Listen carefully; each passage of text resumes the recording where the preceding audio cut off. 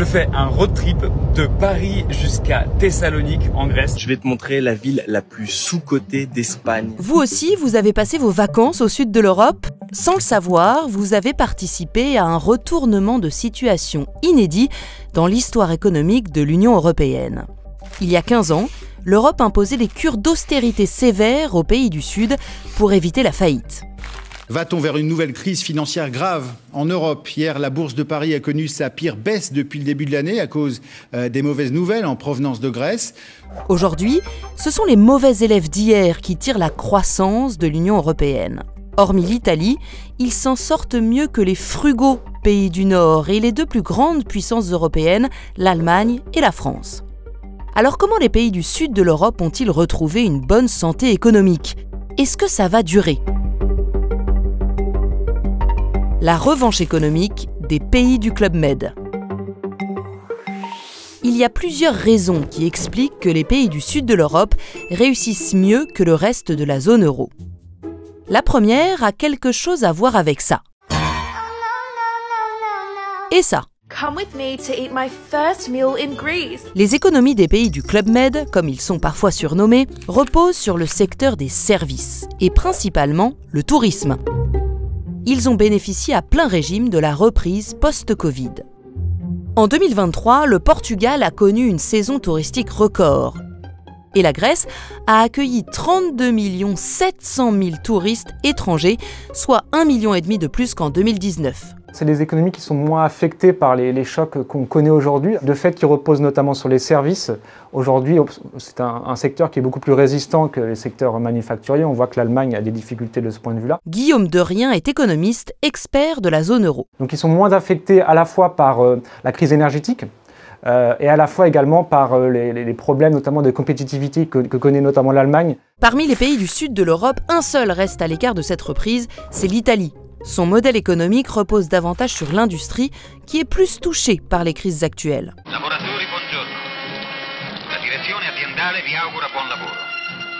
La deuxième raison de leur bonne santé économique, c'est que les pays du sud de l'Europe sont les premiers bénéficiaires du plan de relance européen, le Next Generation EU.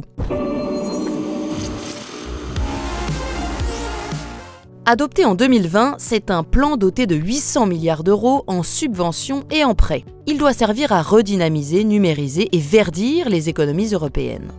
Les sommes ont été allouées sur la base du PIB, du taux de chômage des pays avant le Covid et de l'impact de la crise sanitaire, ce qui a beaucoup bénéficié à l'Europe du Sud.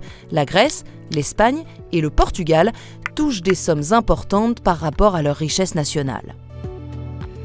La particularité de ce plan de relance, c'est que les États doivent engager des réformes structurelles en échange des fonds. Et en fait, les études macroéconomiques qui ont été faites au moment où les plans de relance ont été adoptés nous disaient que l'impact les plus transformateurs devrait venir de réformes. Eulalia Rubio est spécialiste des affaires économiques européennes. Si les États mettent en place toutes les réformes qu'on a incluses dans leur plan de relance, ça peut avoir vraiment un impact très positif pour l'économie. C'est le cas par exemple en Espagne, où le gouvernement socialiste a mené une vaste réforme du marché du travail, qui a favorisé l'emploi stable et contribué à maintenir l'activité économique. Enfin, la troisième et dernière raison de ce rebond économique est plus structurelle. Également, il y a et si on prend un peu plus de recul, il y a des explications un peu plus liées au cycle économique. Un cycle économique, ça ressemble à ça. C'est la base des théories en économie et ça représente les fluctuations de l'activité économique avec une alternance de phases d'expansion et de récession. Ce sont des pays qui effectivement ont souffert pendant de nombreuses années liées aux successions de crises, la crise de 2008, la crise de 2011. Et ces économies sont grosso modo sorties de récession à partir de 2015-2016, donc ont commencé leur cycle économique plus tard que d'autres économies telles que l'Allemagne ou la France, qui ont moins souffert des crises passées. Et pour comprendre pourquoi ils sont en pleine période de reprise, il faut revenir à l'origine de la crise économique. Les subprimes, cette crise des crédits immobiliers aux États-Unis. On pourrait craindre que celle-ci s'étende, et notamment à l'Europe. Arrivée des États-Unis, la crise financière de 2008 touche particulièrement des pays dits périphériques qui héritent d'un surnom peu flatteur, les PIGS. Elle entraîne une forte récession et une augmentation de la dette publique du fait de l'effondrement des rentrées fiscales, de la hausse des dépenses de l'État et du soutien au secteur bancaire. La crise financière devient crise des dettes souveraines. La dette publique de certains pays de la zone euro explose, créant des inquiétudes sur leur capacité à la rembourser. C'est en Grèce que le mouvement commence fin 2009. Mais la crise de la dette est contagieuse. Après la Grèce, Espagne, Portugal, Irlande et ce soir Chypre voient leurs notes dégradées par les puissantes agences de notation. Ce sont elles qui évaluent la capacité des États à rembourser leurs dettes. 4 pays se voient contraints de demander l'assistance de la Troïka, l'alliance de la Commission européenne, du FMI et de la Banque centrale européenne pour éviter la banqueroute, en échange de plans d'austérité draconiens. Pendant cette période, l'Allemagne, en tant que première puissance européenne, impose ses conditions, ce qui laisse un sentiment d'humiliation durable aux pays du sud de l'Europe. Aujourd'hui, la cure d'austérité semble avoir porté ses fruits et les réformes lancées pour consolider les finances publiques payent. C'est d'ailleurs l'autre volet de la bonne santé économique des pays du Sud. En plus de générer de la croissance, ils sont parvenus à rétablir leurs finances publiques. Au Portugal, notamment, on est parti d'une situation de déficit public importante. Aujourd'hui, ils enregistrent vraiment un excédent important. Depuis le début de l'année 2023, la prime de risque demandée par les investisseurs pour prêter à ces États dits périphériques s'est fortement réduite. Donc ces économies qui aujourd'hui se placent en meilleure position budgétaire, notamment que la France et que d'autres pays du nord de l'Europe. D'où cette idée de revanche des pays du Club Med, mais la reprise va-t-elle durer ? Prenons par exemple la Grèce. En 2023, le PIB grec était toujours 9% en dessous de celui de 2008. Cette reprise cache en fait une économie à 2 vitesses qui ne profite pas à tout le monde.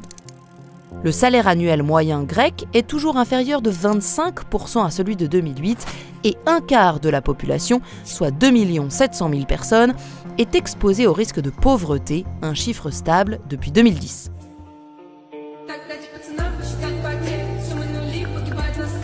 En fait, des faiblesses structurelles continuent à menacer les économies du sud de l'Europe.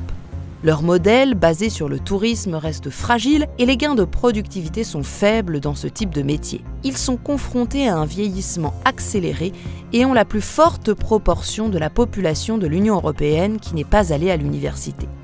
Difficile donc d'évaluer la croissance à long terme des pays. Mais Guillaume Derrien reste optimiste. On voit quand même qu'il y a des changements en profondeur qui se manifestent.